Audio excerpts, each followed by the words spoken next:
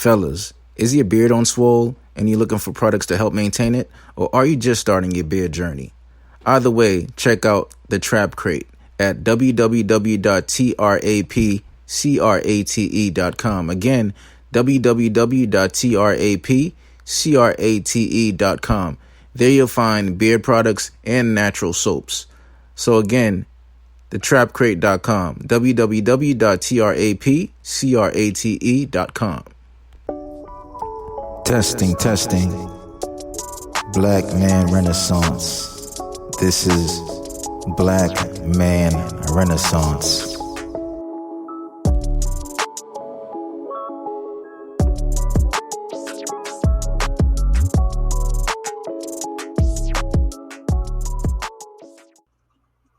Welcome to another episode of Black Man Renaissance.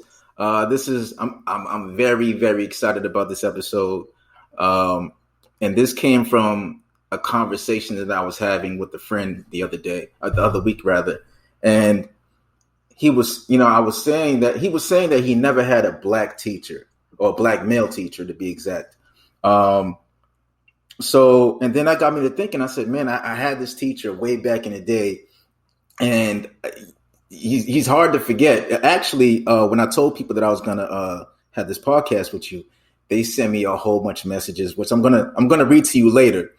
But no, they're all good messages, man. But everybody has like this positive experiences with you. I want to introduce you to Dr. Patrick Hardy. What's up, Mr. Noel? Thanks for having me, man. Thank you. Yes. I can call him Mr. now, y'all. I got to call him Mr. I can't call him Steve like I used to. It's got to be Mr. It's funny. I really have a bad memory, but it's funny because I remember the first day I met you. Really? Yes. It must have been like second period. I know it wasn't first period. It's probably like second or third period. And you start introducing yourself. I'm Patrick Hardy. I'm from Chicago. Oh, you got it. You got the memory. Look at you. Go ahead. But then you told this story. You said, "Hey, I think you went to Xavier." I went to Xavier University, New Orleans, Louisiana. My undergraduate alma mater, beloved. Go ahead. Okay, and then you said you remember being at this gas station in the 9th Ward, and you remember that it was the 9th. You said you remember that it was the 9th Ward because they had a song where they said, "Ward 9, where we ain't afraid of dying." The lower 9, where we don't mind dying. There we go. Yes, sir. There we go, man. Sir. Like from that point on, I'm like, yo, this is gonna be a good class. Because it's crazy because I've had black teachers before that. Yes, sir. But they weren't memorable. They you know what the word is? They weren't relatable. Fair.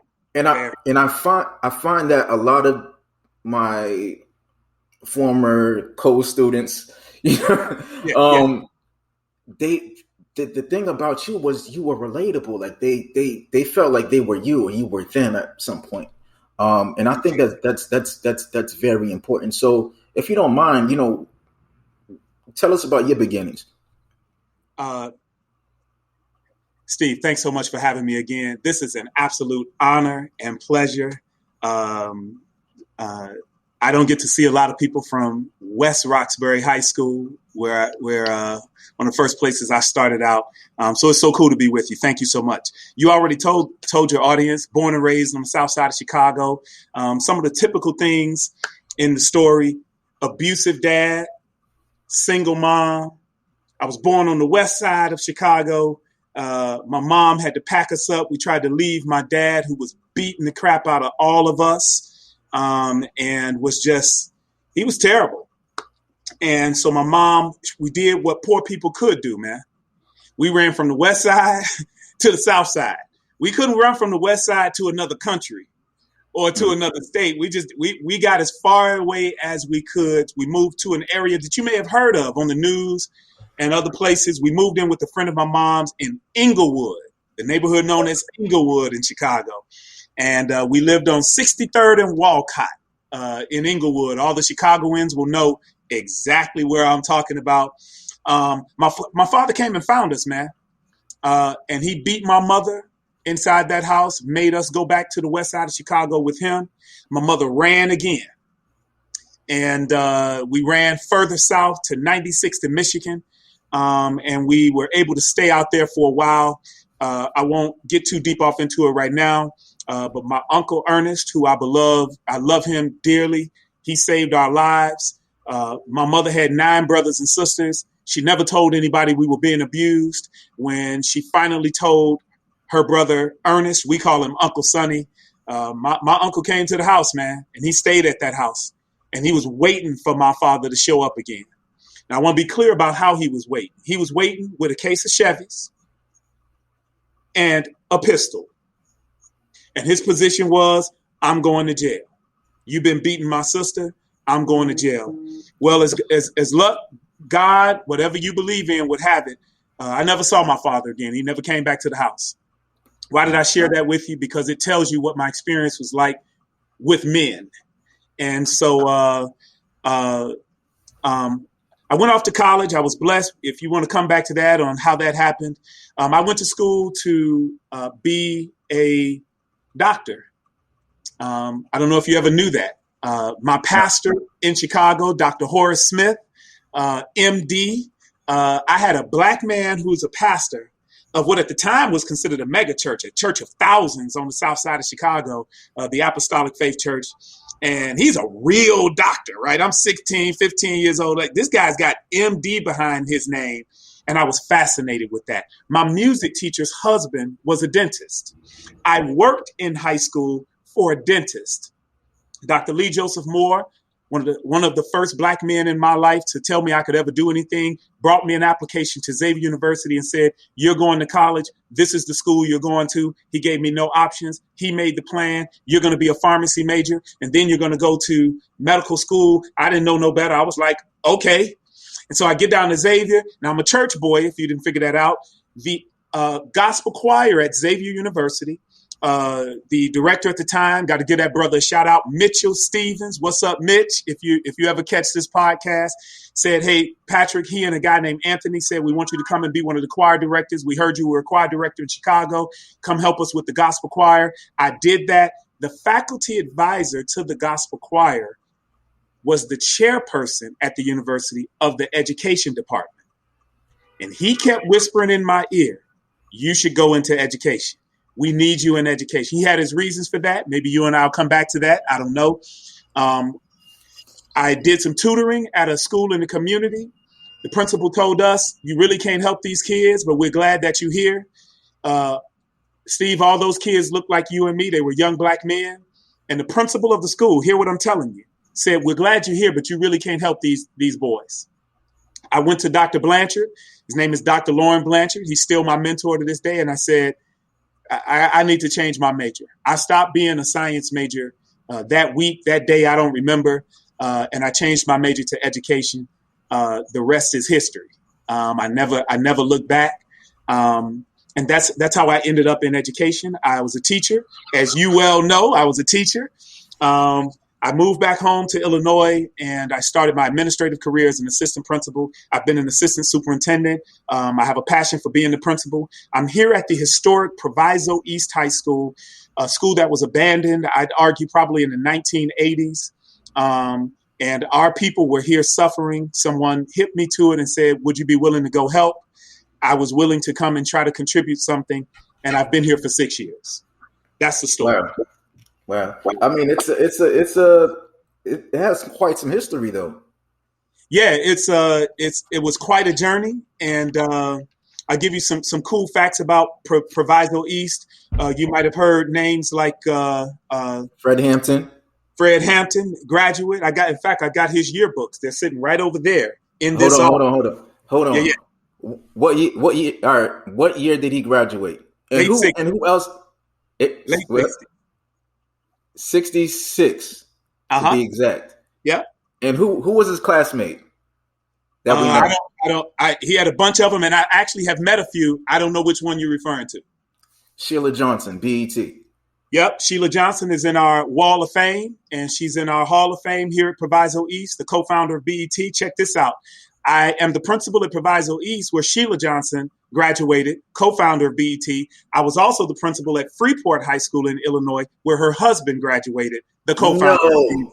Yeah, man, I was in both spots, bro. Both spots. You know what? Oh, Doc Rivers also went there. Michael Finley, Glenn Doc Rivers, Donnie Boyce, who's my head basketball coach right now from the Atlanta Hawks, Sherelle Ford. I could go on. And they were, Brown. Yeah, man, those people struggled when they found out that the school had a graduation rate in the 50s, 55% the day I walked in. Test scores in the bottom. If you were to Google Proviso East at the time, a whole bunch of articles would come up with SWAT teams, mob fights. I looked at that and I said, oh, man. And here's what helped me make my decision. Because I wasn't going to come at first. I was at the University of Chicago. I was a leadership coach coaching high school principals, and I loved it. Mm-hmm. They released the video of Laquan McDonald being shot. And I watched that video and I said, I have to do something different than what I'm doing. And there are a bunch of potential Laquan McDonalds walking around Proviso East. And I was driving home, and one of my fraternity brothers, they were replaying a eulogy that Al Sharpton did of Mike Brown. And I can't remember the whole thing, Steve, but here's what he kept saying. What are you going to do? He used his Bible scripture about the Good Samaritan, and the guy was laying in the street and nobody would help. And the analogy was that Mike Brown was laying in the street. And he kept this refrain, what are you going to do while Mike Brown lay in the street? What is your Mike Brown? It's laying there. Are you going to do anything, or are you going to walk by? And Proviso East is my Mike Brown. I could not walk by. I could not be the person who saw the man dying on the highway. I knew in my car I was going to try to get this job and try to help. 6 years later, we've got about a 24% increase in the graduation rate. We're up closer to 80% now. We're not at that 90% mark. I can't say we worked a miracle, but we came from the 50s closer to 80. I think it's 76 and change to be precise. We're seeing the kind of growth you want to see on the SAT. We haven't hit the mark yet, but we're seeing that growth just in our last practice exams, another 20-point gain. Now, we didn't hit the goal, but we got another 20-point gain. We reduced the suspensions at our school by 87%. We don't have a bunch of discipline problems anymore. We reduced our expulsions by 100%. We don't expel students anymore. When I walked in, there was only one advanced placement class for 1,600 students. Today, there are about 17 AP classes. When I walked in, there were 6 clubs and activities for all the students here. It was pathetic. We now have 52 clubs and activities. I'm telling you, we can be the Good Samaritan. We can pick the guy up off the street, put him in the hotel, right? And we can pay the cost, and we can try to help. And it's been such an interesting journey, and I've loved every second of it. Now, what goes into planning these changes? A lot of drinking. A lot of late nights going, what? So the short version, because I talked a lot on those other 2 questions. The short version, Steve, is I'm not from this community. Now, the school is in the Chicagoland area, but I'm not from Maywood. And I haven't worked in Maywood. So I spent the first 8 months of my time here listening. I did not walk in with my Harvard degree, my Xavier degree, 2 doctorates and say, I know all the answers for this community. And if it helps, I'm Black and I know everything about Black people, right? I didn't play that game. I came in and I spent time with the clergy, the Proviso Township Ministers Alliance, Bishop Sappho and others, and I listened to people in the business community. I listened to the faculty and staff. I talked with students. And here was the essential question, especially to the parents and grandparents and responsible adults. If you could change Proviso East today for your child, for your student, what would you want the school to look like? And what would you want that profile of the graduate to look like? What skills, what talents would they walk out with? And they came up with 15 things. If you could give us these 15 things, we believe we could change this high school. And then my job was to work with the faculty and staff here and try to figure out how we create a model that gives them those 15 things, because it's not our school. It's their school. It's their community. I drive home every day. I don't live in the community. Like so many educators, we drive out of the community back to our homes. I wanted to give them a school that they wanted. Now, let's be clear. I made it clear to them, you say what you need to say in your words, and then trust me and my team to try to figure out how to make that education related. You know, and let me give you an example. One lady said, we got to teach all the kids karate. This is a dangerous neighborhood. They all got to learn karate, right? Yeah. And okay, so I get what you're saying. I'm not going to do that. But how can I translate that into something that we can actually do? And so we came up with a plan. We put that plan into place. We took it back to the community. And the Board of Education voted unanimously to implement the plan. The community came out to the Board of Education meeting and said, hey, that's not the principal's plan. That's our plan. And we've been working on this for 8 months. And if you have time and want to know one or two of the things that we did, we can talk about that. But what I did was I listened to the people. Okay. All right. So you were talking about the karate aspect of it. So what did you do in your fashion to kind of go to that? Let's go to that. Yeah, I'll make it a little more broad for you, right? So parents asked us, they said, why do you all keep giving kids tests when you know they're not ready for the tests? And you and I did it to you when I was your teacher. You took the test on Friday. You know why you took the test on Friday? Because it was Friday. And we give tests on Fridays, if you remember, right? It didn't have anything to do with whether you were ready for the tests. It was in high school, you get a bunch of tests on Fridays. And parents are saying, look, you know my kid didn't do the homework. You know my kid didn't do the assignment well. Why do you keep doing that? They said, why can't you give us a school that lets kids move where they are at their pace? You know, my kid's a little slower or my kid's a little faster. Why can't you do that? So, and then the third one, they said, we need a school that fosters our students' interests. And schools don't do that. Y'all teach our kids what you want them to know, but you're not fostering their interests. So I'll give you two things that we did because I know your time is, you know, I'm trying to be respectful. No, so I'll give you two things. Yes, sir. We did two things, and both of them are huge. The first one was we divided our school into college and career readiness academies. Our students come in ninth grade. They come into the ninth grade academy. That's their transition to high school. We're going to try to make sure you're on track in your ninth grade year, because if we get you on track to graduate in your ninth grade year, we got you. So how do we help you adjust? Midway through your ninth grade year, you have to select an academic academy that you're going to enroll in your sophomore year. So do you want to go to our Arts and Communications Academy, our Business and Human Services Academy, or our STEM Academy?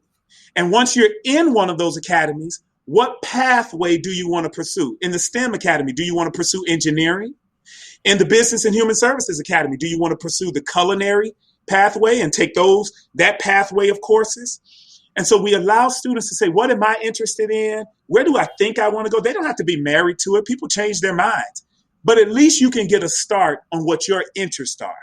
And there's all kinds of models of academies out there and a bunch of research. We were able to bring that back to the community and say, is this what you're asking us for? They said, yeah, that'll work, Doc. Chase that. So that's one thing we did. The second one was a little harder and more, I want to say more powerful, but I'm not sure that's the right word I'm looking for. We went after a systemic change. My stance, my faculty stance is public education continues to fail students of color all over the nation. So we're not going to put a Band-Aid on it. We're not going to ask for more tutoring, more SAT prep. How about this? How about we just destroy the system and build another one? Okay, well, how are we going to do that? So we transitioned from traditional education to competency-based education. I'll give you an example of what that means. When I graded you in high school, you got an A, a B, a C. I'm going to tell your audience, I don't remember if Steve got no D's and F's, but he probably did. Okay. He probably didn't in my class, right? I didn't let too much of that go. But can you tell me in your mind, I'll ask you a question. I know you're interviewing me. Okay. What's an A? If you get an A in a class, what does that represent?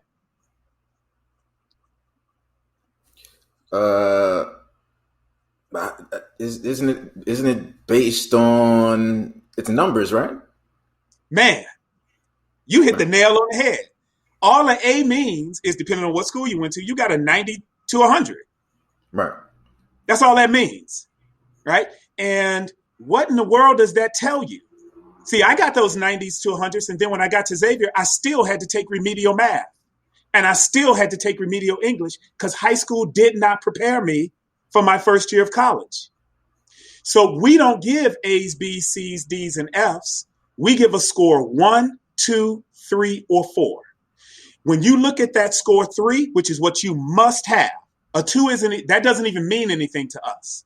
When you look at the score 3, the language tells you it's not a number.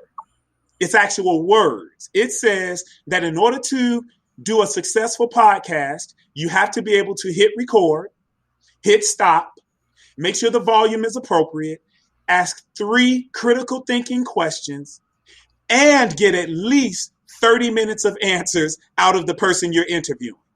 If you can do those things, you get the score 3. Not a 70, which doesn't tell you anything, an 80 or a 90. Do what we said. Do what the standard tells you that you should be able to do. You get your score 3. Watch this. Score 4. So if a score 3 is what you have to do, what's a score 4? In our world, the score 4 is honors. Now, why am I giving you this example?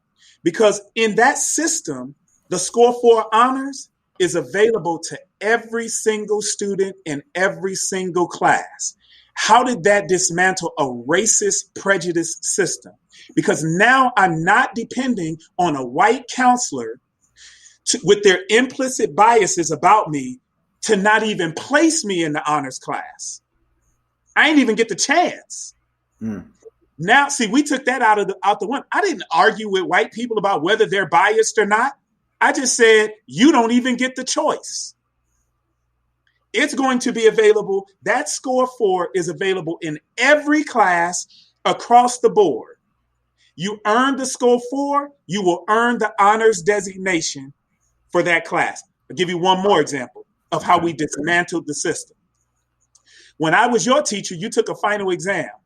If I remember right, that final exam was worth some huge, ridiculous percentage of your grade. Right. So now you sitting at the test. You remember what that felt like? You know this is worth 50% of your grade, right? Remember what that did to you? Right. And so you know what happens. Students don't perform well. Some students perform exceptionally well.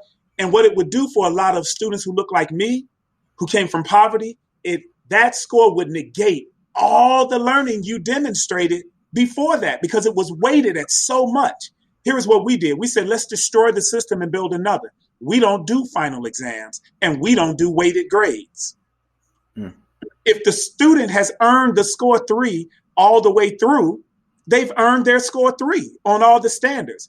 At final exam time, we use that time to work on any score 2s you may have where you might not have reached the mark.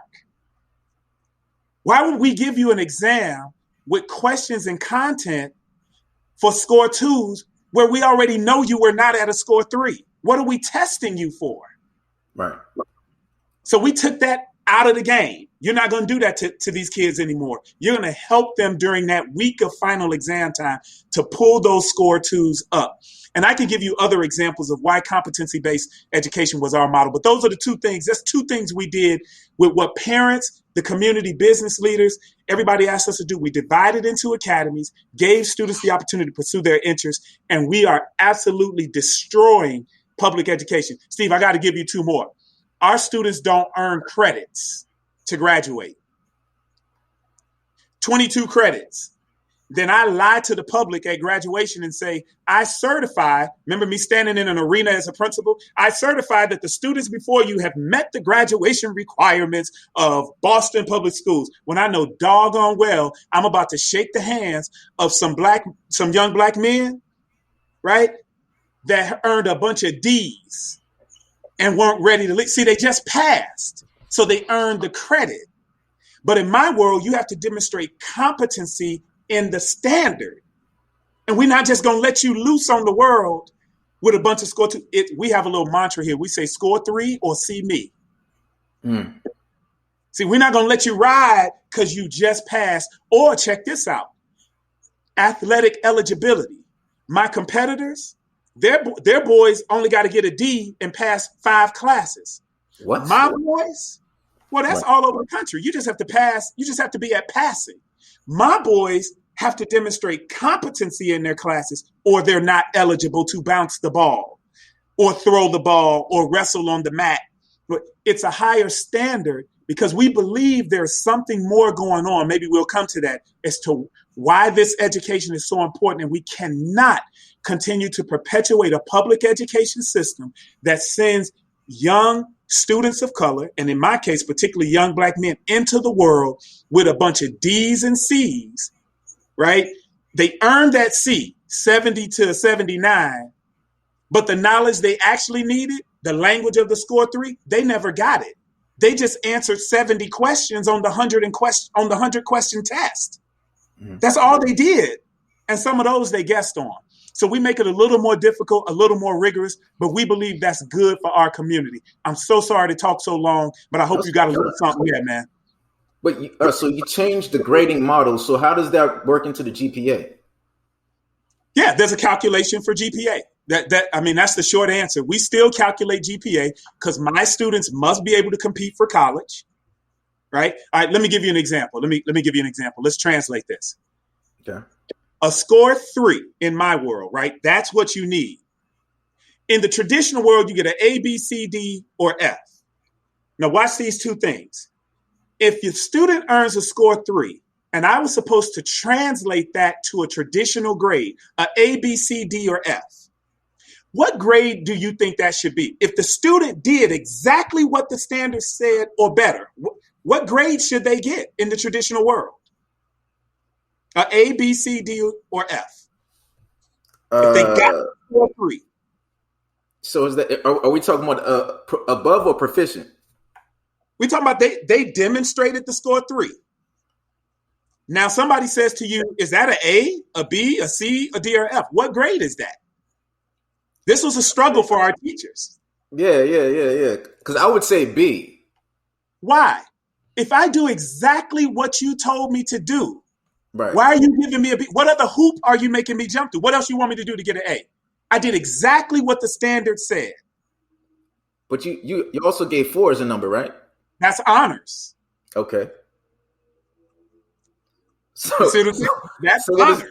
What does honors translate to into the traditional sense? That's an A or A plus, right? No, it's honors. You get an A in the class, but it was an honors class. So on your GPA, it's weighted. You get more points on your GPA. It's the same in my world. You get the 3, but if you can earn that 4, you get the honors designation. So your grade is going to be weighted. Here's the answer. Here's the hard struggle, right? And I would argue, Mr. Noel, that the reason you and I struggle with the question is because we've been conditioned. Mm. We've been conditioned that there must be another hoop you want me to jump through. Right. I'm a black male. If I do exactly what you say, that's an A. It's the highest grade. I did exactly what you asked me to do. Now, if I can go deeper and richer, right, you go ahead and give me that honors designation. I want that weighted, right? But it translates to an A because I met the standard. Why do I have to exceed the standard to get an A? See, we've been conditioned to do that in this public education system. So now watch this. Now this is crazy. If a 3 translates to an A in a traditional system, and my students must earn a 3, right? What's the GPA all my students must graduate with? An A is 4 points. So if they have to have straight A's, all 3s, to graduate, that means my students have to have a 4.0 or better to walk out the door. And the or better comes with the honors weighted and advanced placement weighted. But we're not playing this game at Proviso East about you got a 2.8, a 2.7, can't get no scholarship, can't get like we're not playing those games anymore. It's score 3, bring that on home. We're gonna hold on to you till you get it, right? And we're gonna help you, and we're gonna coach you, and we're gonna do everything we can to support you. And if I have to translate that, you've earned the highest grade possible. Now, I hope, and we're going to encourage you to go for the score 4 and go ahead and get those additional weighted points on your GPA. But this is crazy. And watch this now. Not only are some of your listeners struggling with what I'm saying, but I can tell you, prejudiced and racist white people do not want to see me implement a system in this way. Why? Because my students' parents can't afford to remember the college scandal. They don't have $1 million to pay the guy. Right. See, we're not going to cheat the system. We're just going to send our students ready. We're going to send them ready. We can't afford to cheat. Not my kid. We're 100% free and reduced lunch here. Everybody's poor. Right. They can't pull out that checkbook. So what's my part in this political fight?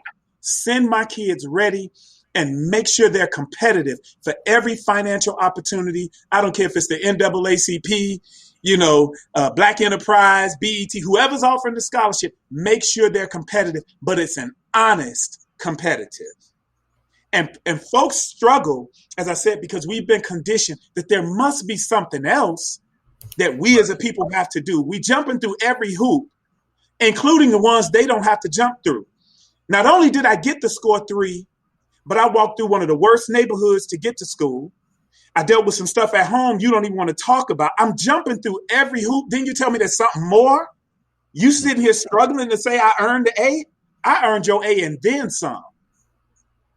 Because me showing up, I did a whole lot just showing up. Hungry, cold.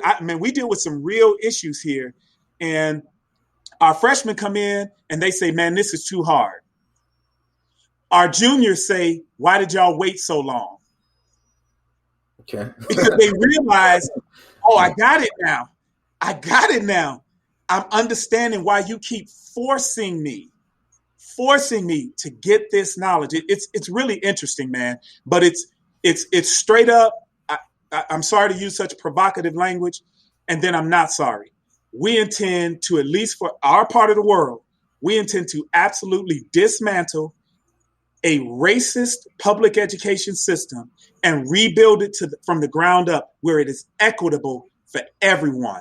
The first public school in America was founded in the 1600s. Do you remember what our people were doing if they were in this country in the 1600s? That school wasn't founded for us. It was founded for white males. The first school for girls didn't come till 100 years later.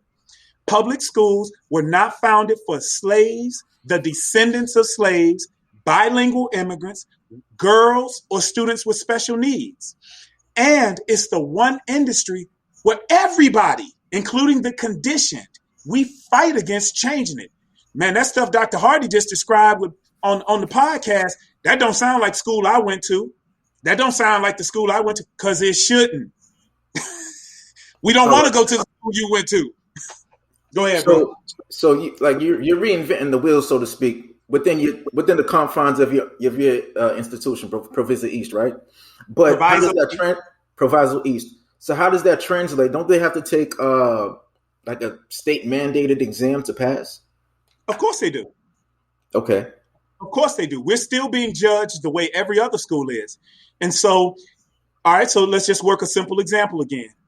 That score 3 language that's in our biology classes, for every topic that we're going over, we're saying, here is the score 3 for this standard. Here is the score 3. Okay. We're making sure that we're hitting those topics that are going to appear on the SAT. We're not teaching separate from the SAT.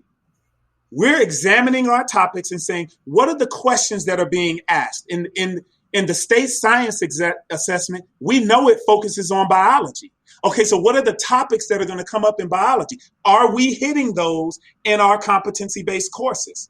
We know that the SAT has an emphasis on linear equations. And our integrated math, are we making sure that we're hitting those topics? And that's how we're seeing that growth on the SAT. Now, remember what I said.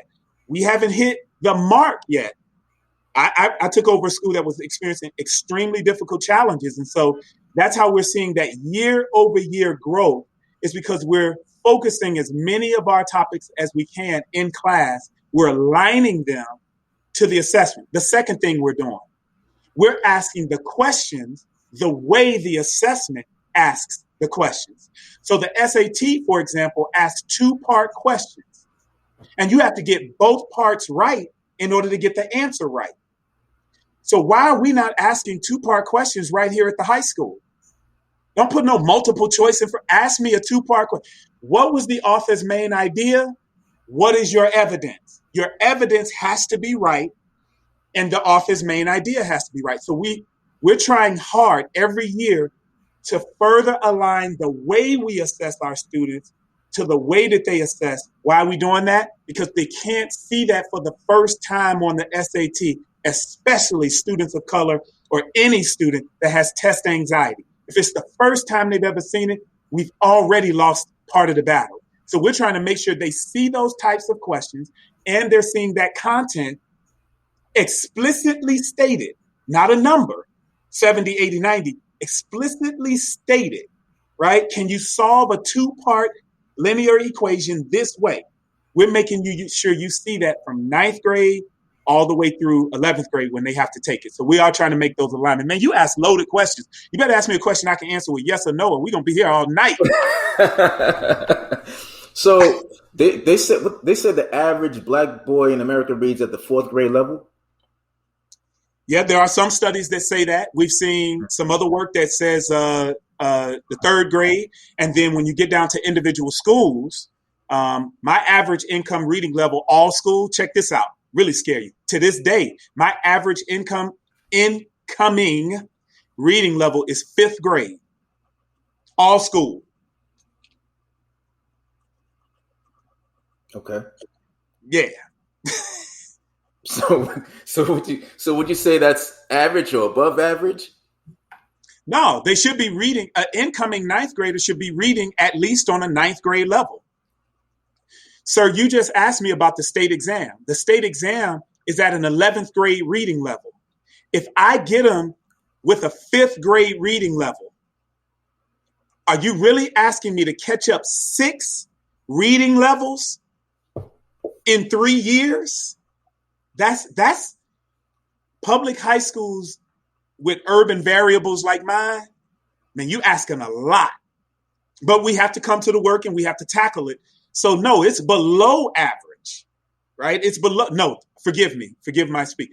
Our average is below what it should be. We should be at the 9th grade level or better when they walk in the door. They're walking in the door. They can't even read the content to comprehend it that we're putting in front of them.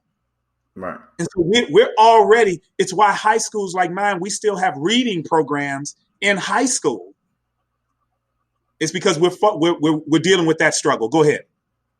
All right. So this all starts at home. So what can we do within the household to foster, a good education, a love for education?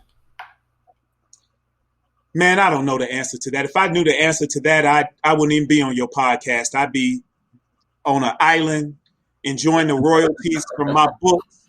Like, I think there's so many.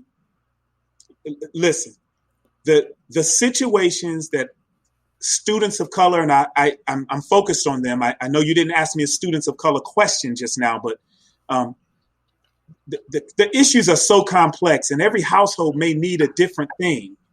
So broadly, I wish every Black parent understood the importance of making sure their student put down the device and had quiet time and was reading or creating. In my household, I'm a father of 3 daughters. My students, they were reading by the time they entered kindergarten. Listen, we have kindergarten students in our community who walk into kindergarten already behind because they cannot recognize in writing their ABCs. We think teaching them the song was good enough. A, B, C, D, E. Listen, y'all, listen at Patrick sing the song. Yeah, but when they see the letter A, do they know what it looks like? Can they identify it? We have kindergartners who cannot write their name in our community, wow. Right? I've had students, I was a K-8 principal. I had students who didn't know their name. You're standing in the gymnasium saying, Steve. Okay, Stevenson Noel, where are you? Where are you, Steve? And then the boy had been called Man for so long.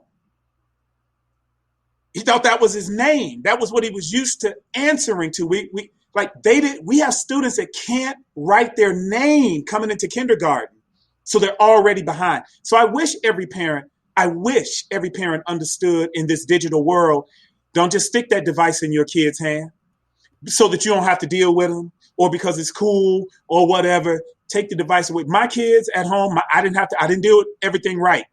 But when they heard the words quiet time, they knew what that meant. Put it all away. Pick up some art paper. Draw something. Let that creative mind come out. Turn the television on. Go. We actually made our kids play. Like, go play. Be creative.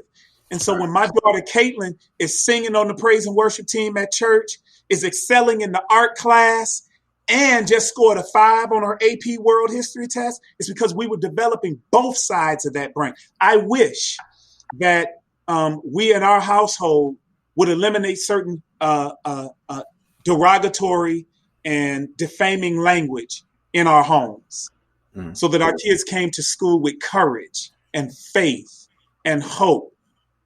Saying certain things to them, which I won't repeat on your podcast. You know some of the horror stories, and I'm not trying to say all parents do this, and I hope the audience understands. I'm just trying to answer the question, and we know we have great parents that are doing really great things out there. I wish I have a very good fraternity brother. Shout out to Phi Beta Sigma Fraternity Incorporated. My brother Ifeanyi Okonkwo, Dr. Ifeanyi Okonkwo, he taught me some of the differences between our country and his country. Black man. In his country, it was, what college are you going to?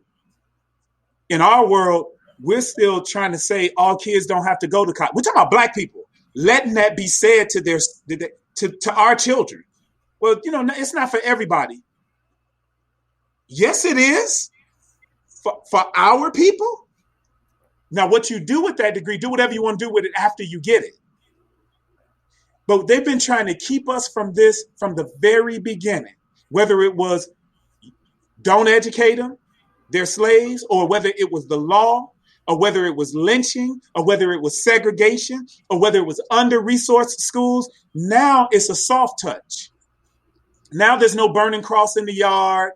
They're not saying to you, if you come back to this school, we're going to kill your whole family. They're not throwing bricks. Now it's a soft touch. Hey, college isn't for everybody. With a smile, right? With a smile. It's not for everybody. And watch the okie doke, right? At the same time now, there are politicians saying we should make state colleges free for everybody. And in the same sentence telling you don't even have to go. Like, we're falling for all, man. Anyway, there are people out here who can articulate those types of issues much better than me. I don't make those statements to my students. I tell every Latino student at Proviso East and every African-American student, that's primarily my school. I think I have a very small percentage of other ethnic groups here. We are all going to college. Now, you can do the post-secondary option of your choice. My encouragement is choose college. When a racist is telling you don't go to college, that's probably the thing you should be doing. Right. Now, I was listening to Dr. Boyce Watkins the other week, and you familiar with him? No, I'm not very familiar. Okay, so he's a brother that talks about financial literacy and stuff of that matter, but he got into a diatribe about you have Puff Daddy, who started a school or a couple of schools, Jalen Rose in Detroit, LeBron in Ohio, and Russell Westbrook's about to open up a school in LA. So he was saying that why don't they come together and start a system of schools? What's your opinion on that? Instead of doing everything individually, let's just do a system. Yeah, I don't know that it has to be either or though. Mm-hmm. Right? We can do both. Black people are smart. We can walk and chew gum. We can do both. Yes, I think we should pool some of our resources and have a system of schools, right, for students. I don't know what I feel about exclusivity. You notice I didn't say just for our kids. Right. I didn't say that. I'm careful about that. Again, you can bring on other guests who have much better articulation around that. I have some senses of, how do we do to them what they did to us? Right. They told us we couldn't go. Now we're saying they can't go. I just have some opinions about that may not match the opinions of the audience. And I don't want to get no crazy emails, so I'm going to stay away from it. But I do think we have done a better job. My fraternity brought in its first my fraternity is a historically Black fraternity, and it brought in its first non-African American in the 1950s. We have always been a more welcoming people. The reason, what is his name, Dylan Roof, was able to go into that Black church is because we didn't mind him being there. Our doors we've always been open. The NAACP wasn't exclusive. They have white members, Dr. George Iggers, who was one of the crafters of the Little Rock Nine lawsuit, was a non-African American member of the National Organization for the Advancement of Colored People. I mean, we've always had open doors. I wouldn't want us to stop being that. All right, so back to your question. I absolutely think we should pool our resources, but I also think LeBron James, Jalen Rose, and anyone else should be able to look at the specific needs of their community and say, I need something unique here. I don't think we should take that away from them. And I think that community may be open to our network of schools coming into that community and chartering or founding something there as well, because every learner is different. Every student is different. And we should not ever, you're not going to convince me as an educator to say one thing for all learners. That's not the way learners work. So I think we can do both. Okay.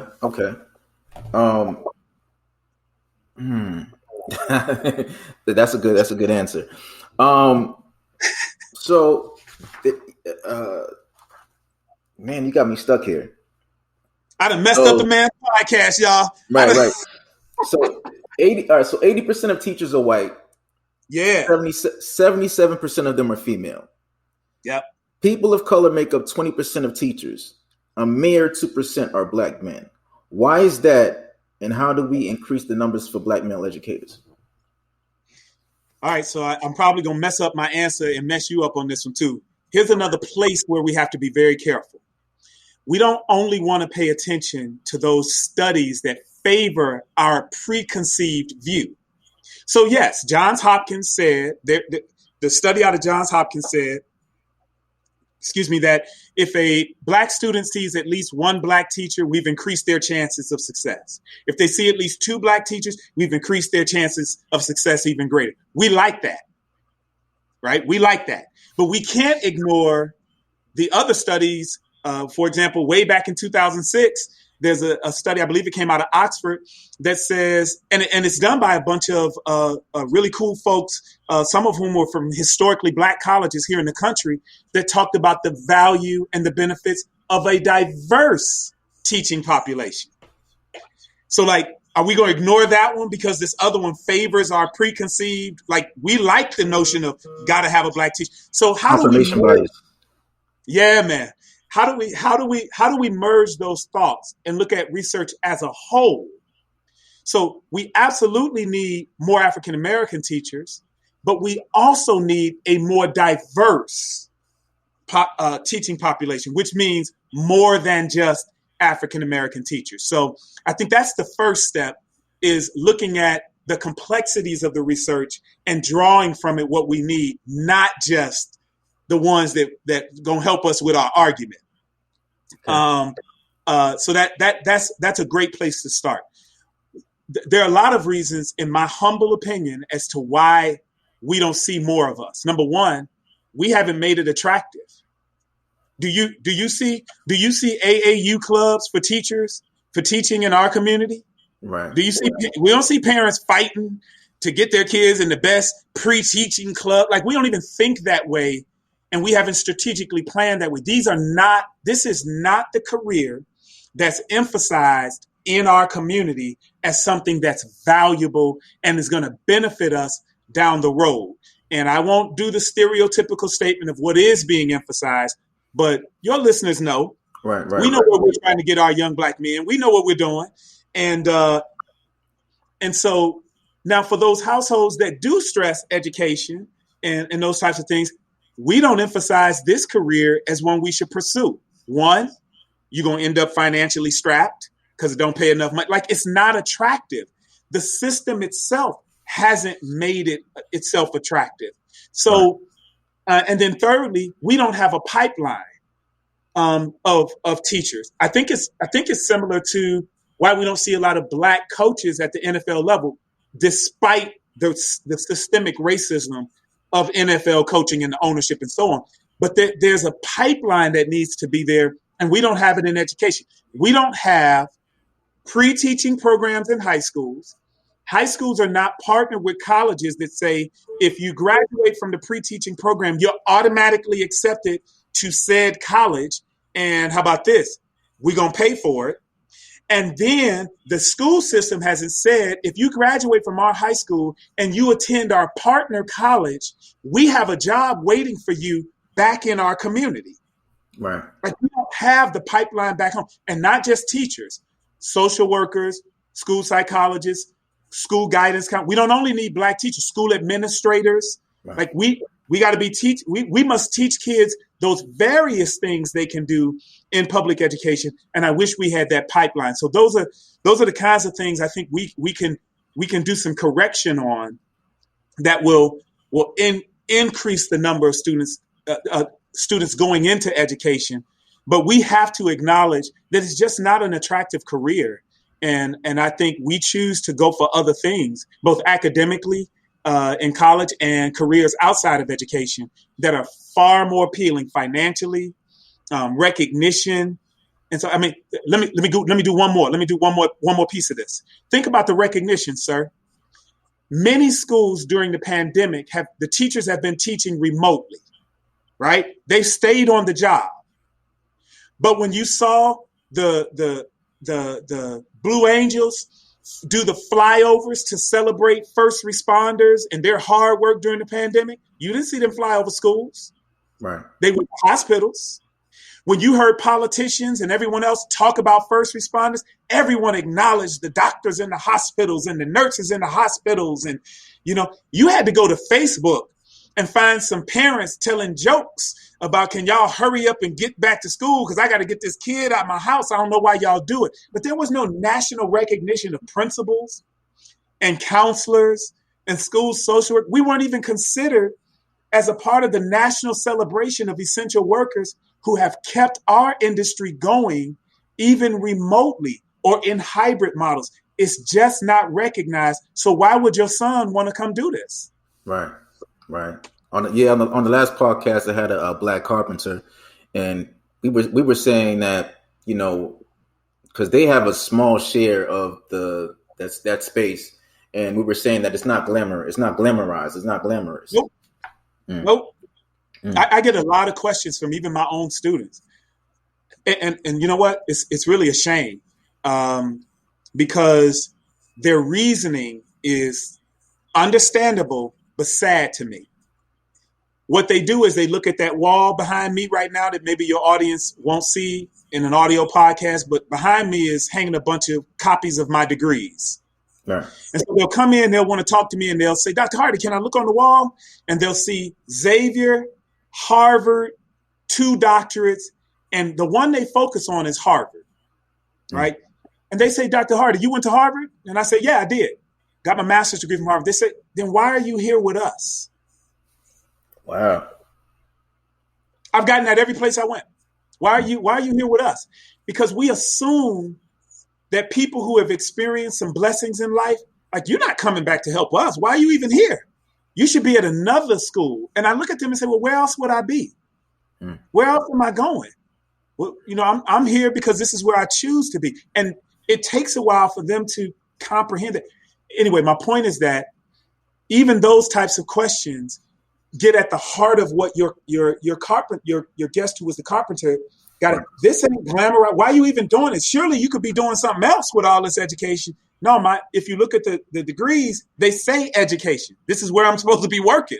This is what I trained for. And they don't see it. They don't see it, man. The other piece I'll give you is they don't think it pays any money. And for a lot of spots, it doesn't, right? So I've had students, like when I speak to classes, I tell them, pull out your phones, and they do. And I say, pull up the calculator, and they do. And then I'll, on the screen, show the average salary of a school administrator in Illinois. And I'm going to make up a number, and I'll say they'll see $145,000 a year. And I'll say, okay, you divide that by 12. I just keep it simple. Divide that by 12. And they see the number. I said, so that's how much money that person makes a month on average. And if you could see their eyes, go, what? And I go, okay, now divide that number of the month by 2, because you get paid every 2 weeks, right? And they divide that. And I say, so would you like to bring home $8,000 every 2 weeks? Yeah, right. And not have to look over your shoulder for it? And they were like, I didn't know principals or, assistant principals could make decent. Right, because this is not the career we tell you about. We want you to think millions and a Nike endorsement and a video and a clothing line. Like, these are the things we glamorize and we celebrate, but we don't celebrate Black males in education. I mean, think about how long it took for me to end up on your podcast, and it's the first one. You're talking 20 years for somebody to say, bring this Black. Now, I'm not saying I'm special and should have been brought on, but that one listener was like, well, who does he think he is? Right? That's not what I'm saying. I'm just saying we don't get invited to conversations like this where we can be highlighted and our careers can be talked about as important to our community, valuable in terms of impact. And if you work it right, you can do okay financially. You can take care of your family. Now, I admit I might not have a shoe endorsement and all of that as a principal. Maybe that'll happen one day, but that's not why I'm doing it. Right. So, yeah, your guess was correct. Not glamorized. I agree. Now, would you say that in order to be in your position, do you take a paternalistic role, a paternal role, or no? It's not or no. It's an absolute yes. There are other roles that you take on. An African American male, high school principal in a school full of Black and brown kids. I have, you know how this works. It still works this way, as far as I know. I have students who have told other students, y'all know Dr. Hardy's my uncle. Like, I've had students, and it's so flattering, man. I say it, I'm joking a little bit, but I ain't gonna lie to you. It melts my heart, right? I've had students walk down the hall. They won't call me Dr. Hardy. They won't call me Mr. Hardy. They won't even call me Patrick. Here's what they say going down the hall. Hey, Dad. I've had students tell other students that I was their big brother. And there was a young lady standing in the hallway one day, and they were having an argument. She was having an argument. I could tell it wasn't nothing, crazy, but I started making my way. And so one of the girls said, here he come now. We could just ask him, right? And if you could have seen the other girl's face when she saw me, she was like, oh, no. So I get down there. I'm like, yo, what's up, y'all? What's going on? They were like, Dr. Hardy. She's saying you her blood uncle. And we know she lying. Are you her blood uncle? And the girl was looking, and I saw the look on her face. So I said, yo, I thought I told you not to tell nobody we were family. I thought I told you. We had this conversation privately. And she looked at, she went right where she was like, Uncle, I'm so sorry. I'm so sorry. I shouldn't have said anything. I said, look, I'm going to call home. I'm going to talk to Mom. We're going to get a little conversation. next time I see you, but you're not supposed to be telling people that, right? So I walk away. I get about 40 feet away. You know, I got to turn back, right? So I look, and she was like, I told y'all. I told y'all. And just a few minutes later, I saw that same young lady. We were just in the halls, and she walked up. She was like, Dr. Hardy, thank you so much, right? So I have been counselor. I have been dad. I have been uncle. I have been investigator. I have been protector. Yes, I've had to make that DCFS, Department of Children and Family Services call saying, get this kid out of this house. You take on all of that. And so absolutely, man, the paternal role is there. It's not the only role. I some days I get exhausted and I wish I could just be the principal, but it just doesn't work that way. I give you one more quick story. I brought my youngest daughter who loves, she plays basketball. I brought her to a basketball game. Proviso East is a beast, man. It's a beast athletically, right? So I wanted her to see the girls play, get to the game. Young lady comes over. She's a senior. She's in the historic Proviso East marching band. And she was like, Dr. Hardy, who is this? And I said, that's Caitlin. And she was like, this your daughter? And I said, yeah. She looked at her and said, oh, what's up, little sis? I'm your big sister, because that's my dad. And my daughter looks at her. I'd never seen her look like that on her face. She was like, who does this girl think she is? And then they spent, until she had to play in the band, they spent several minutes together, and they talked about dad. Like these are two girls. One is my daughter, one is my play daughter, who I didn't know until that moment that she was my play daughter. And they're just talking about how mean I can be, how strict I can be, how cool I can be. And my daughter talked about it on the way home. She was like, that was kind of weird at first, to hear somebody else say that you're their father, but it was actually kind of cool. And she was like, do a lot of young ladies say that? And I was like, a few young ladies have said that to me. But yeah, the girl walked right over to her and told her, no, that's my dad too. What's up, little sis? Yeah, it's crazy. How do you feel about that? Mm-hmm. I love it, man. It's exhausting. It's exhausting. I won't lie to the audience or you. It's exhausting, but man, I absolutely love it, and I'm passionate about it. I've had the opportunity to help students get to college, not as principal, in that paternal role. Walking them through the process, going to the house, sitting at the kitchen table, sometimes sitting in the car, sometimes standing on the sidewalk outside, because I've run into those situations where the parents are like, Doc, man, I can't let you in my house. I'm too ashamed to let you in. And we just stand outside, the whole family, like we just stand out and talk and walk through things. And I've had to, I've ruined a few suits as those that tears, in my chest as brother was shot, cousin was shot and killed. That part of it is exhausting, but you absolutely have to see. Watch me now in that paternal. I got to see my kids make it, and you do everything you can to help them make it. And I just got a call. Shout out to my little brother Alexis Gomez, who's in college right now. He just graduated from Proviso East. He has my phone number, and he just called in the middle of the day to say, "What's up?" He was like, "What's up, Doc?" He still calls me Dr. Hardy. He won't call me Patrick. He can't bring himself to do it. I'm like, man, I'm not your principal anymore. And he won't call me Patrick. And I respect that. I don't force it. But he's like, Dr. Hardy, I just called to check in. We talked about school, asked him how's his money. Now this is a young Latino. This is a Latinx kid. And here's this black man, he's just reaching out, needed a few things. And I've been, he's been in my car, and we've been talking through a lot. I love this young man, like to no end, and would do anything in the world for him. And you can't beat a feeling like that. I know a lot of people, I think maybe the doctor's role might come close when you see that patient walk out and they're healthy, and you play the nurse, might play some. I don't know. I think it comes close, but I don't know if you can beat what we get to feel in public, in education. In education, I don't know if you get to beat that feeling, man. It's a beautiful thing.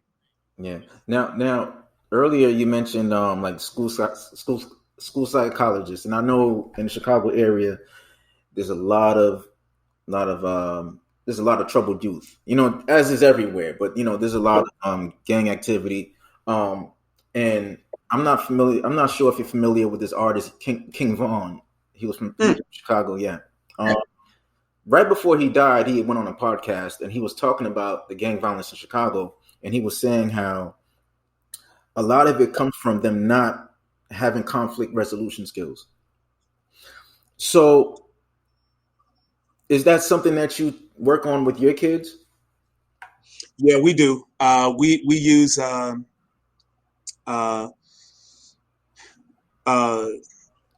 the state of Illinois, they have some laws and regulations on, suspensions and those types of things. And so you want to be very careful about just throwing people out because they got into an argument and those types of things. And so we use a lot of restorative justice. We bring students together in peace circles, and we have students talk it out. So we have a lot of skilled facilitators leading those conversations with students. We do have some community partners that will come in and help with that work. And by the way, even informally, I have a network of people that I feel so blessed here at Proviso East. I can pick up the phone and call a couple of alum who are still here in the community and are very involved and say, I need you. I got a situation. Or I got a couple of folks that are here in the community doing grassroots work at certain churches and organizations. I got a couple of pastors that I can call on and say, get here to the school. I need your help. Now, here's the interesting thing. You asked me if we do conflict resolution. The answer is yes. The question, though, is how do you prevent having to do the conflict resolution? And so all of that talk I did earlier around, providing the type of education where students are being held to high standards and they're doing rigorous work and seeing themselves be successful. When you can do that, that's how you get to that 87% drop in discipline. You see what I'm saying? We don't have time to be arguing and fighting and all of that kind of stuff because I'm engaged in the work and I'm seeing myself be successful. I have the proof that I can be successful. We have, and I use that word very intentionally. We have something here called Pirate Proof. And every month we celebrate those students who have demonstrated their pirate proof. They were positive, respectful, open-minded, obedient, and focused. And teachers recommend them for that proof recognition, for some demonstration in the language of one of those letters that I just gave you. And so I think just last month we had some 300 and something students recommended to be recognized. They get the little swag bag. We go to the house, get celebrated. There was a young lady walking through the halls, right? And she was having a little moment, yelling, I'm going to beat this. I'm going to beat her. I better not find her. She got the crowd following her. And there's a young man following her saying, hey, we're not going to let you fight. You know that's not going to happen here. But here's what he was doing. Every time he passed the camera, one of the school cameras, he looked up and pointed at himself to say to the camera, you see me, right? You see me, right? And then he kept trying to calm the young lady down. And so when it came time for pirate proof, he made sure that he reminded us that he was the one that kept that fight from happening. He said, go look at the cameras. Y'all know y'all going to see me chasing that fight down to make sure it didn't happen. So I'm going to be at the next pizza party, right? Here's my point. That student that I'm talking about, he left our school 2 years earlier when the local gang shot up his house. And he went down south. You know how it goes. We sent him down south. Right. After things calmed down, he came back. Same student. At one point had his foot out the door, right? Comes back and he's all about how can I contribute to this school community? And I want to be celebrated. I'm going to make sure you know that I'm trying to do the right thing. We laughed at it. By the way, he made it to every pirate proof celebration every month for that school year because he was fine. Think about this, man. He was finding ways to do good because good was celebrated here in our school. We're going to find a way to recognize you. Young ladies walking on crutches and can't carry her lunch tray. And so a young man ran up, took the lunch tray and said, let me carry that for you. Where you going? followed her, got her seated, the whole nine, and then went over to one of the adults and said, "Hey, you saw me carry that lunch tray, right? I'm gonna get to the pizza party. Y'all gonna get me to the pirate proof party, right?" Like, did you do it for the party or did you do it for her? He was like, "No, it's both." But like making our young men feel that it's okay to be good. And we hope to not get to the point of conflict resolution, because it's okay to not even to be so focused on your schoolwork that you're not even engaged in the conflict to have to get to the resolution. So when we do get there, we try to do that first before we do all the other things. All right, man, you keep asking these loaded questions. All right, keep going. Go ahead. Oh man. No, I mean because I think that's very needed in that community. Like, how far is Maywood from Chicago? Hop, skip, and a jump. Okay, I could be in Chicago in 10 minutes. Oh, so that's still Cook County. Oh yeah, I'm in the western part of Cook County. Okay. I got a friend from Hammond, Chicagoland area. Yeah, Hammond, Indiana. He said it's kind of rough out there too. Hey man, if you in the vicinity of Chicago, you collateral damage, baby. Yeah. Oh, yeah. So let's stick to Chicago. I was just watching a documentary the other week about how the city was planned, and when everybody came from down south, it was the Great White Flight. Everybody went out, even out of like Chicago and even Gary. Everybody was placed in Cabrini. Just like this little small area. It was Cabrini Green and these other projects you're familiar with. Robert Taylor Homes, Cabrini Green. Yep. That they knocked down and everything. And, everybody's moving out to like Hammond and Gary. I don't know. This I'm trying to figure out what I'm trying to ask here. How do you boost the morale of the whole school system in that area?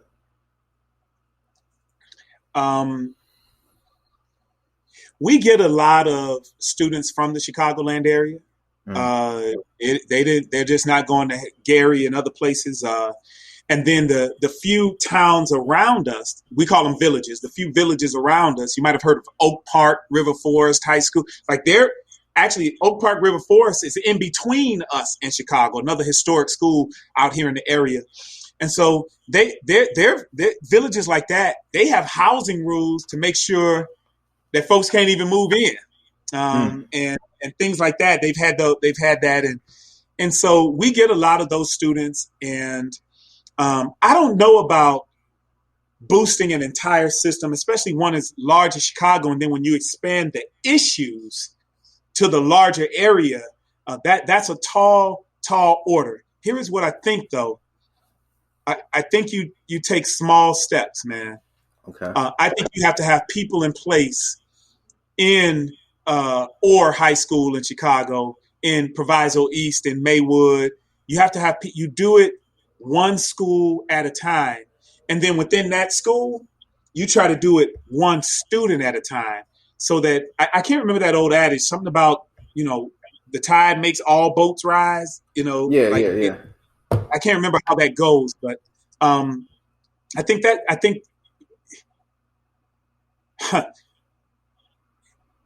think that's the smart approach, is how do we ensure that we have people in place in all of these places, which is why I go back to my argument of college has got to be for us. How do we get a district attorney who's black when we keep saying you ain't got to go to college? Well, you got to have a law degree, right? How do we get defense attorney? Like, if we're going for a systemic change, then we need us throughout the system. We have to be in the police department and in leadership positions. We have to be in politics as well as in leadership positions. We have to be business owners, right? Not just workers, but we also have to be the workers. This notion that, anyway, I just think we should be smartly sending our students to college as a first option, right? As a first option, let's try that first, so that we can get placement in all of these types of roles, so that we can take that village. Chicago is divided into neighborhoods, right? How do we bring that neighborhood up? Well, who's the alderman, right? And who's over the garbage disposal for that area? Who's got the grocery store? We have to be very strategic so that we're not being reactive. And again, I think maybe a different guest may be able to offer a more politically savvy approach to that. But I think we got to get smart, start in several small places, but all at once, as opposed to one big thing all at once. Take it school by school, neighborhood by neighborhood, and if we can, household by household. How are we helping the individual family and those individual students? Because every need is different. Right. What advice would you give to? That's a tough question, man. What advice would you give to a young Black couple that that's about to have their children enter the school system?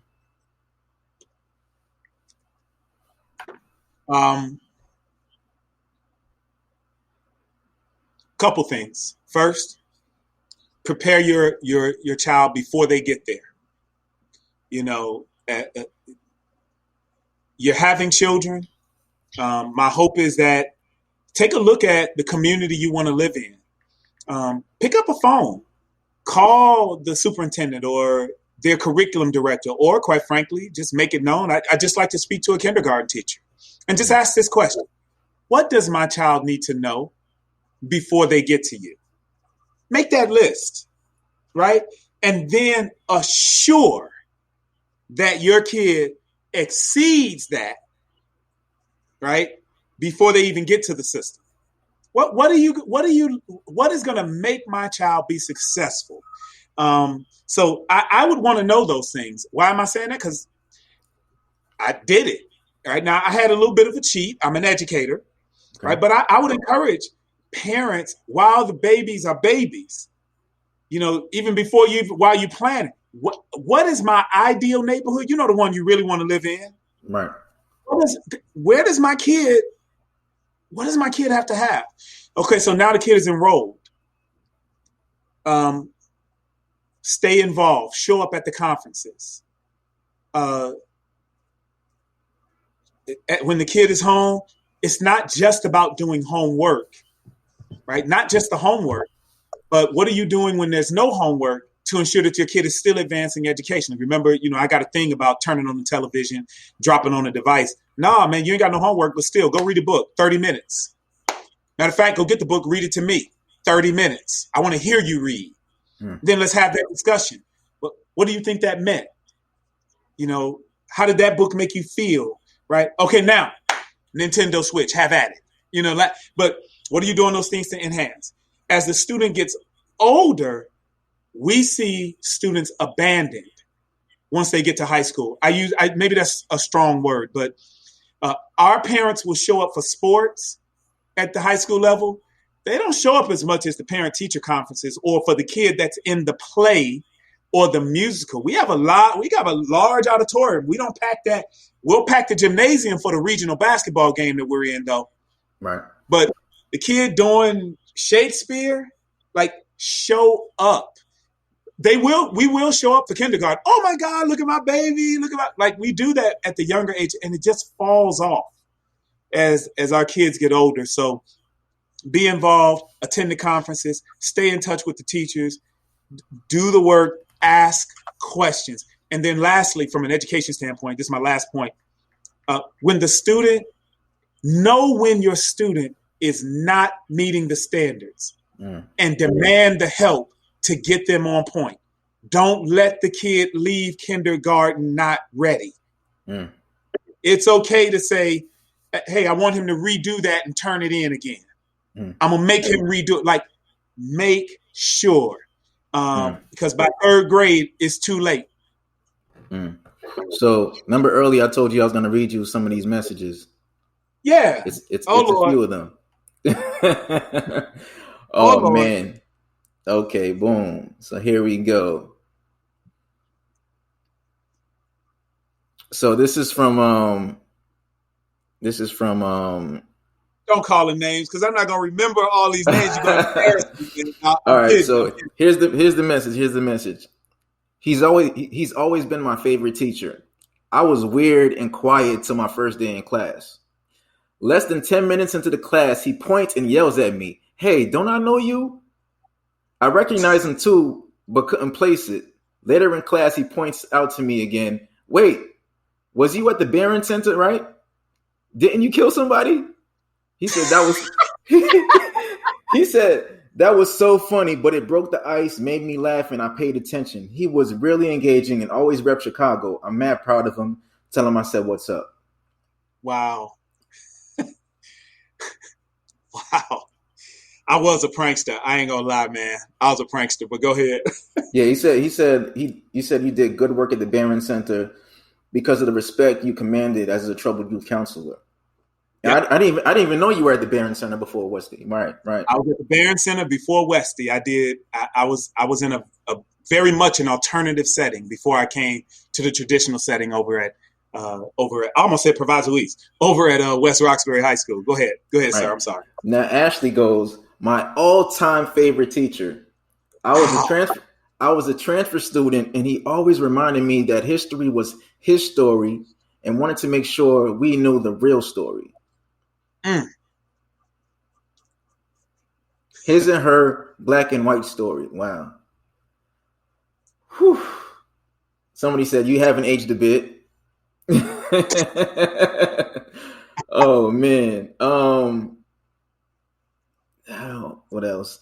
He was my favorite teacher, very patient and understanding. Somebody said Benton says that he wants to thank you for always being true to yourself. Chantel goes, he's still the only teacher that I ever got an A in.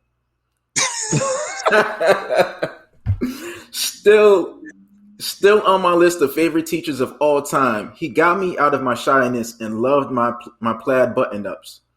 Every day he would say, "Girl, you looking sharp."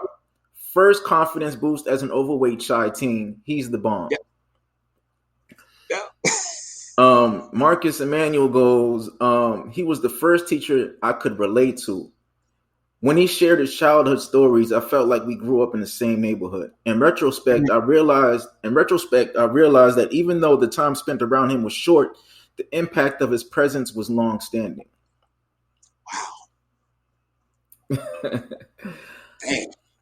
Wow. Yasmin goes, I'll never forget, he told my class as we were prepping for the MCAS, when you go take a test, you better come in this room looking in your best, Sunday best, so we can feel your damnedest.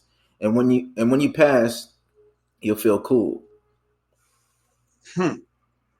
Yeah, man. I did tell you to dress for it, man. You're going to take the stage. Why not put on a little something? Make yourself feel confident walking out the door, walking in. Everybody else will think it's weird, but you don't really care about what they're thinking. Dress up, man. Put it on. Well, you know, let's step away from the classroom. You as a black man, how do you feel like us as black men should present ourselves? First of all, I am tore up right now. I'm gonna compose myself after you read those comments, man. I so appreciate your willingness to share, and if any of those folks are going to be in the audience on this one or are in the audience on this one, man, that you just melted me. It's hard for me to even think about the question you just asked, because that was just extremely powerful and much needed. And for those of you who understand what I mean by this, you never know what another person is going through. And those comments come at the right time, that is nothing but God. And I don't have time to tell you why I think today you read those comments. They could have been read any other day. We could have chose any other day to have this conversation. Mm-hmm. And so I would encourage people listening, look for those signs, look for those things. I'm not going to get into, I'm a church boy. I won't put that on your audience, but man, he sends it right at the right time. That was absolutely perfect. I think we should present ourselves as ourselves. You looking at the screen right me, I know you see these earrings in my ears. I'm almost 50 years old. I like my earrings. I've had them since you knew me. Right. It's always been pierced. It's just part of who I am. Why should I take them out because somebody else thinks something? Hey, listen, man, I ride motorcycles. I love my 2018 Victory Magnum. That's who I am. I just got my Xbox Series X, which you can't even find one. Right? I love my first-person shooters. I love Assassin's Creed. I am who I am. Right? I'm a black man. I got a great education. I don't wear that on my sleeve. I'm just a regular dude. I don't have to be something that I'm not because of the degrees hanging on the wall. I think we should be ourselves, and we should continue to force them to accept us. We should force whoever they are, force them to accept us. Why do I say that? Let me, here I go again, be myself. They appropriate half of our stuff anyway. If we pull our pants down, eventually they pull their pants down. If we were using the N-word, eventually I was sitting on a train in Boston and heard two Asian kids call each other the N-word. Nigga, what you talking about? I looked up. I'm like, did he really just say? Like, everything we do is cool. Everything we do becomes cool. They hate it at first, right? I know there's a news, a pundit on MSNBC. Half his shows he ends with some quote from a black rapper. As Buster would say, as Nas would say, there's a white boy, like everything we do is cool. We should keep forcing them to accept us. There is a racism underneath assimilation. There's a racism. I ain't trying to assimilate. I'm not trying to be what you want me to be. I'm going to be who I am. And if you don't like it, then don't like it. I was giving a speech one time to a chamber of commerce, and I said this phrase in this community where I lived: ain't nobody coming to save us. The editor decided in one of the papers to focus only on that statement. Here is this well-educated black man using the word ain't. She was going to try to cancel me, right? She didn't focus on any of the other message. So at graduation that year, right? So you got to be careful when somebody else has a platform, right? Right. So now I'm speaking to the whole, by the way, in that community, it was only one high school. So everybody's there, the mayor, I had all their children, the police chief. If you had a kid in high school, they went to my high school. Steve, I can be a butthole sometimes. I use the word ain't like 40 times in my speech with intention. Right. I noted to my students that article had been written. And one of my next statements was, that lady ain't bothering me. You can't let and I gave a little speech behind that. And then I used the word ain't, and I had used the word intentionally in the speech when I gave it the first time. Now you going to try to cancel me? Oh, no, you done messed up. Because I'm going to get the whole community on June 1st. I was planning that speech for a week. I didn't write the paperback. I didn't say. So anyway, we should present ourselves. We should be professional. We should. I want people to like me. You ever heard people say, I don't care if people like me? No, I do. I kind of want to be liked by people, but I'm not going to change. Hey, I ride motorcycles. I play Xbox. I own guns. Licensed. They're legal.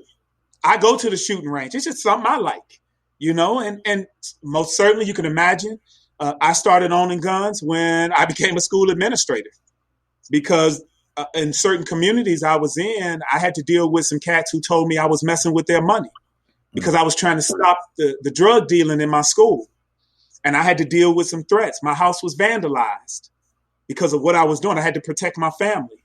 and I had to make sure I was protected. You're not coming in my house on me and my babies. Like, I'm not going to stop being that because you don't like hearing me say I'm not a gun. I like guns and I'm a gun owner. I don't own 40 of them, but I got enough to do what I need to do, and I know how to use them. So those are the unique things about me. That's who I am. And I think we should present ourselves as who we are, and we should force people to accept it, as long as we're not being unreasonable. I'm not talking about being stupid, just we should be ourselves and demand that you not force us to assimilate. Like, you got to nurture me to be something better because what I am is not good enough. I don't need you to do that for me. Just accept me.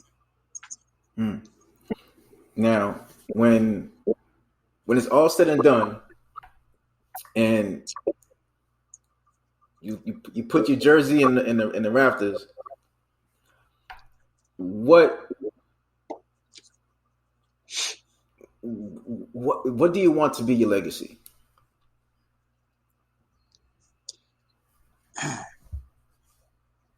It's a great question. I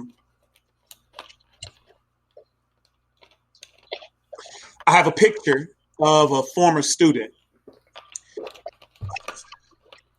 On the back, he signed it, and he says, "I am your legacy." Wow. That's the answer to the question. I want the students that I impacted, and I hope that I did. I believe I heard some evidence today that I might have had a little bit of an impact on some, right? And so my prayer and hope is that whatever that impact was, that is my legacy. It doesn't have to be articulated. It has to be lived. Right? And whatever those young people, think about how many people, I've been at this for 25 years.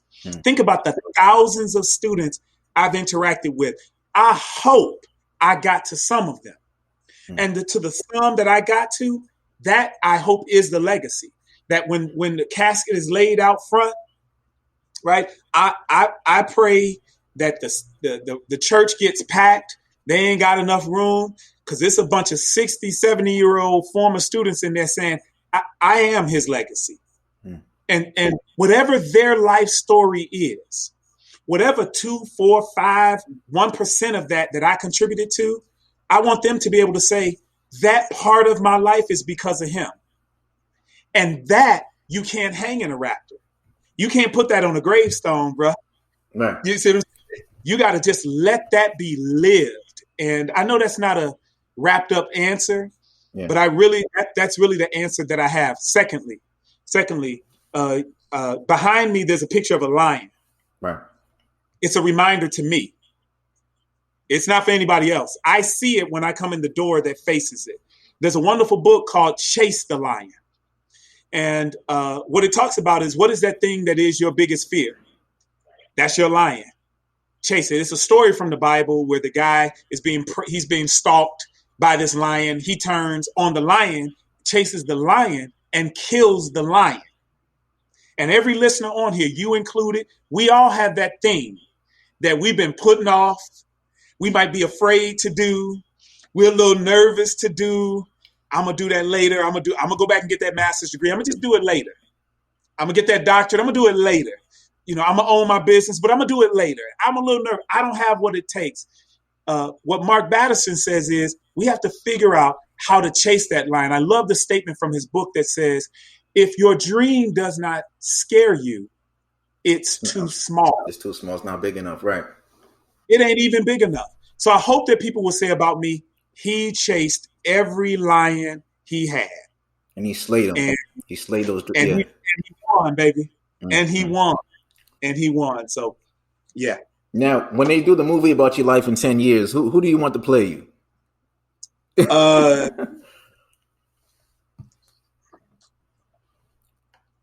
Man, I don't know if anybody could get down with this, dog. No, I'm just playing. That's cool. One of my favorite black men, my favorite black male actors, forgive me. One of my favorites is obviously people like Denzel Washington and Brother Jordan, Michael B. Jordan has popped up on that list of late, as you know. Right. But if I had to pick one because of emotional impact, those types of things, I'm not even going to call his real name. I'm going to just call out T'Challa. Yeah. If I could bring him back, God rest his soul. If I could bring him back and have that talent, bring life to a whatever it is I might have done, I would love to see that brother on the screen. But if Denzel wanted to go over to West Roxbury High School and stand in the middle hall and be me and say King Kong ain't got nothing, if he wanted to do that, I wasn't gonna be mad at him. I ain't gonna be mad at him. Man, listen, this has been a great conversation, man. Like it's been 20 years, man. I mean, over 20 years since I first stepped into your class. So that's and I first went back to see where you have gone. This was like 3 years ago. I was like, yo, let me see what Mr. Hardy is. And I think that was like 2017, 2018. But, I wasn't really ready I didn't have the platform to have the conversation until now. And I'm like, man, you know what? I want to talk to this guy. But, I've been looking at you from a distance, man. And I'm proud, man. It's kind of weird to be able to call you Dr. Hardy. But at the same time, too, I feel this sense of this proudness, man. Man, first of all, my mother named me Patrick, and she will tell you that in a minute. And so Patrick is my name. I appreciate the respect. I earned it. I know I earned it and all of that. This has been an honor. Before you let me off, I got to give a big shout out to West Roxbury High School former student of mine, Noelani Guerrero. Yeah.